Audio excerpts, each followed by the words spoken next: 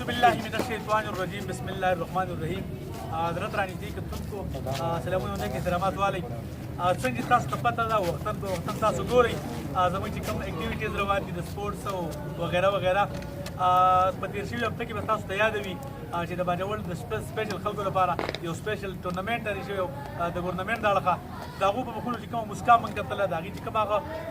جوش او خروش موږ کتو نو الفاظ نه چې هغه پکې زه بیان کړم. اوس نیکسټ چې کوم په خبر ضلع خبر کې کوم پروګرام را روان دی د سپیشل خلکو لپاره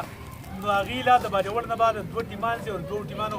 تیاري زموږ روانه ده چې په هغې کې به یو ټیم د ویلچیري او بل ټیم به د سټینډینګ وي. نو صدر صاحب راته ولاړ دی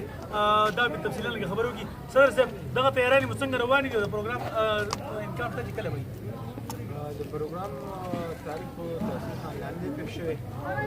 بهرحال د هغې د نیمو کې پته لګي د هغې پروګرام کله موږ د خپلې تیاریانې خو د نن نه شروع دي ولې چې دې کې به دوه ټیمونه جنګېږي یو سټنډر او یو ویلچیر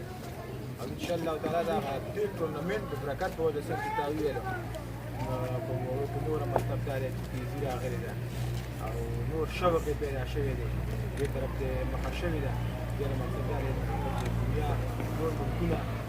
یا پاکستان په سطحه باندې څومره دي په هر حالت کې ټیمونه تیارېږي سپیشل دغه شان د الحمدلله په باجوړ کې دواړه ټیمونه په ضد باندې لګېږي دا ځله به انشاءالله تعالی د پاکستان په سطحه چې کوم ټورنمنټ دی او د KFK په سطحه چې کوم ټورنمنټ دی ضرور به موږ فعالیت کوو انشاءالله. مهرباني د سټینډینګ کپتان را سره ولاړ دی سراج بھائی مخکې څه کارکردګي کړې ده د باجوړ په نوم باندې څه اعزازونه راوړي یا نه دي اوس د روان پروګرام اقدامات څه دي او تیاري څنګه روانې دي؟ د روان پروګرام نه مخکې ماشاءالله زموږ ښه پروګرامونه دي ښه انعامات هم راوړي او اوس انشاءالله د هغه نه زه ډېر مطمئن دا یم چې د هغه نه مخکې دومره معذوري لکه چا دلته ګیم دا نه و دغه شوی اوس ډېر تیزۍ باندې روان دی اوس واړه ډېر په شوق او ټول انشاءالله دا د دعا کب راوړي باجوړ انشاءالله هدایت بھائی که تاسو را سره لږ شریکه کوئ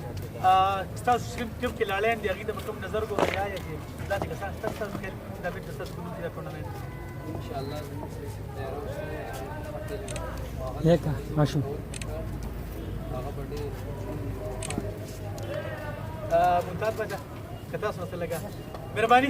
کیمرامین دا ټول ملګري راولئ انشاءالله زموږ اوس پریکټس روان دی د دې ورته ټرای لرو. ریحان بھائی د ویلچیر چې کوم ټیم دی د باجوړ دی ته به کوم نظر ګورئ وایه دا به څه کارکردګي وکړي؟ انشاءالله موږ میچونه ګټلي او اوس د دویم ګټو اوس چې کوم ټورنمنټ را روان دی